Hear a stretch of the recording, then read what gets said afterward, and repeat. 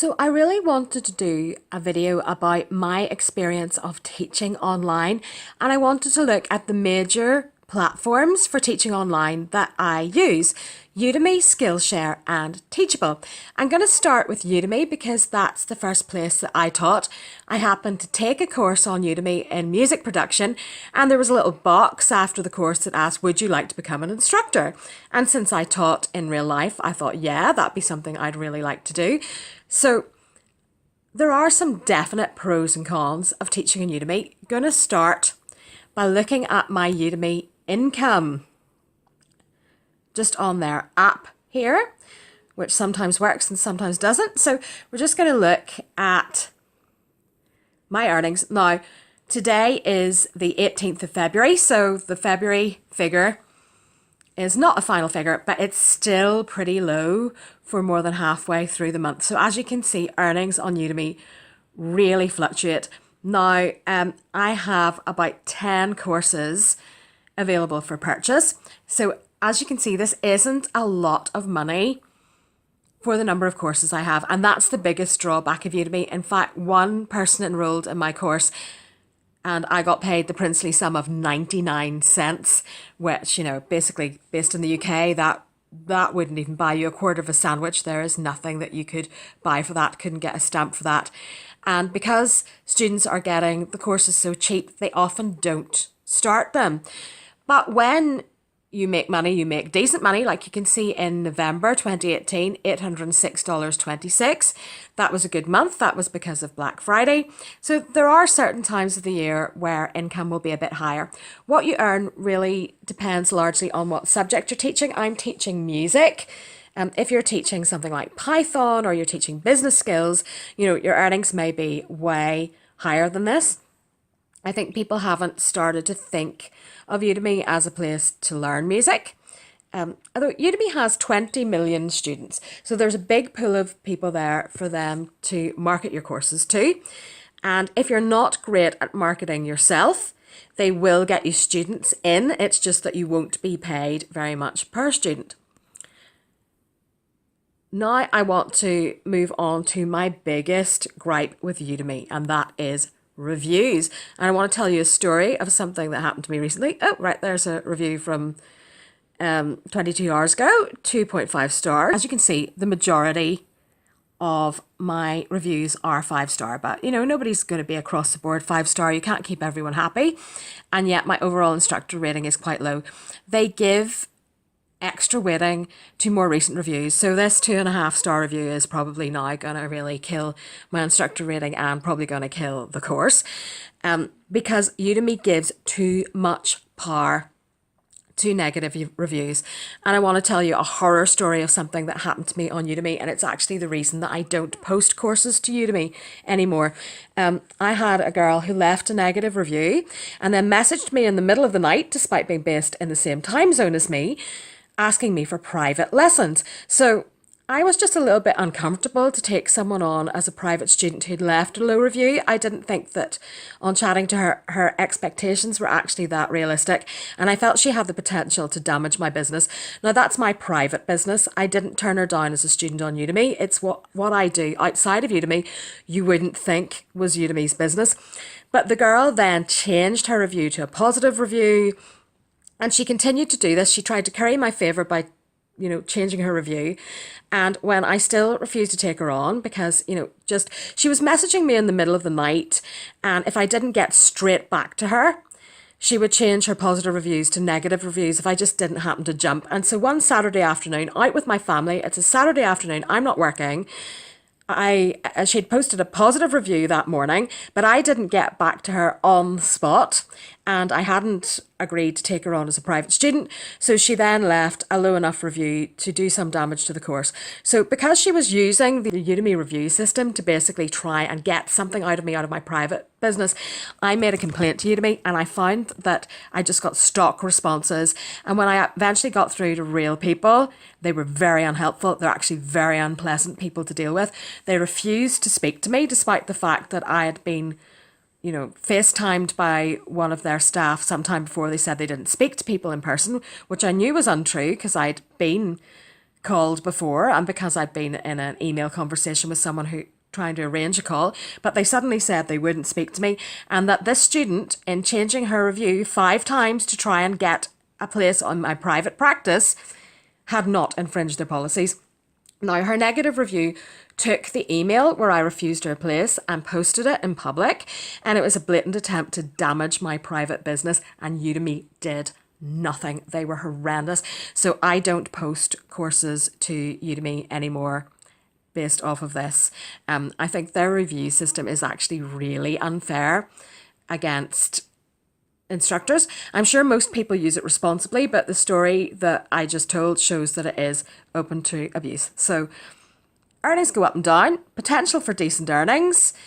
Just be aware there's a very low price paid to you per enrollment. And also, Udemy is kind of a bargain basement site. It's down market, so depending on your field, you may or may not want to be associated with that. But, you know, given the right topic, you might make a lot of money on Udemy. I'm not really a big fan. I don't think they're a people-centered business at all. So I'd like to talk now about another online courses site, and that is, SkillShare. So they have a very different model for paying instructors than Udemy. Udemy pays you 50% of some sales and 25% of others. If they've paid for advertising and the student comes through advertising, you'll only get 25%. You're apparently meant to get 97% of your own coupons that you've created, but recently they've decided no, you can only have that if you've brought the student to Udemy, and they'll only give you 50% if they brought the student there. So things are changing there. Skillshare works in a very different way. What they basically do is they calculate the number of minutes watched on Skillshare in a month and, you know, divide that up between their instructors and basically pay royalties per minutes watched. So you really don't know until you get the payment. You know how many minutes watched you've had, but you don't really know how much you're going to make. So it's a very different system. They also look for a different kind of course. They look for much shorter courses. You know, they call them classes, and they like them to be about an hour long. So this is what the Skillshare app looks like. It's kind of a thumbs up, thumbs down thing. Now, in their review system, you can't actually respond to reviews. At least in Udemy, you can respond to reviews. Although you don't tend to get unreasonable reviews on Skillshare. I've had one from one person who did 2 of my courses that were sequential in the wrong order. And I couldn't answer that person back, which you can imagine was a bit annoying. But yeah, this is kind of the way it works. You can see that my enrollments on Skillshare are much lower than they are in Udemy, but I'm still making okay money because it's not based on the number of enrollments, it's based on actual engagement. I mean, on Udemy you could get 1,000 people enrolling in a course in a week and only 5 of them would do it. You know, Skillshare, the students do seem to be much more engaged. So now I'd like to talk about Teachable, which is really the way I'm going and what I'm most excited about. So this is my here we go.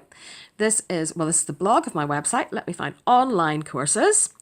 So I've managed to embed my Teachable courses into my ordinary website. Nice to have everything in one place. So I'll show you my Teachable School homepage, how it would appear to a student just visiting it. So as you can see, it actually looks really good. You can set up monthly subscriptions. You can see here I have an all access monthly subscription. It's great value for students and it's great for instructors because, you know, if you manage to do 4 or 5 courses in 2 or 3 months, you would have saved a lot of money as a student. And obviously as instructors, having a regular payment coming in every month is a really good thing. And of the £7.20, great that I can set it in my own currency. Of the £7.20 per month, I'm making about £4.16 per student. So when you think about the 99 pence enrolment on Udemy, 99 cents even, you know, it's still an improvement on that. I think the Teachable sites do look quite good. They give you quite good stats. And unlike Udemy, you can actually collect the email addresses and the details of your students on Teachable, so you can send them emails, you can communicate with them. Now, in Udemy and on SkillShare, you can do this too. In Udemy, you're allowed to send promotional and educational announcements every month. You're only allowed 2 promotional announcements. On SkillShare, you can start a class discussion and contact your students. But on Teachable, you can actually collect personal details and you can start building a mailing list.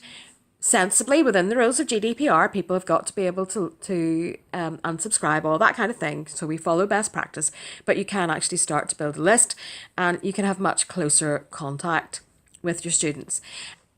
You do also get paid a better price per enrollment, as I was previously discussing. The only drawback about Teachable, because to me it is the best place to teach online that I've found, the only drawback is that they don't do any marketing for you. You know, there aren't students browsing Teachable looking for music courses, so I have to do that myself. If you really hate doing that, then Teachable is not going to be the site for you. But personally, I thought I couldn't do it. I was really afraid of it. And then using Facebook advertising and using LinkedIn, using Instagram, actually, to quite good effect. And also I started 2 apps where I linked to my Teachable School and my Teachable courses become in-app purchases. That way I've managed to drive traffic to my Teachable site. So it's really what I'm invested in. This is where my new courses are going to go. And I control the branding here. It's very similar to the branding of my website. It's linked to my website. I have so much more control over the atmosphere, much more than I would have on the likes of Udemy. And to be honest, I don't have to put up with bullying and abusive behaviour the way that I found I had to do on Udemy. And I can interact much better than I can on Skillshare. So to me, Teachable is the way to go. But having listed those pros and cons, it may be different for you. All these sites are very different. If you're thinking of teaching online, I would really look at all the sites. And one thing I would really recommend if you're going to become an instructor is be a student first and find out what the student experience is like.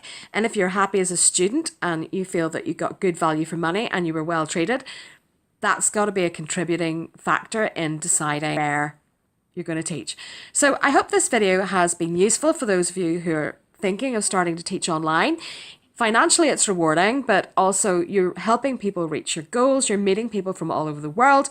There's a lot to recommend it. So congratulations on making that decision and congratulations on deciding to do some research about it first, which is always a good idea. And please post in the comments below your experiences of teaching online. I'd love to hear them. Thank you.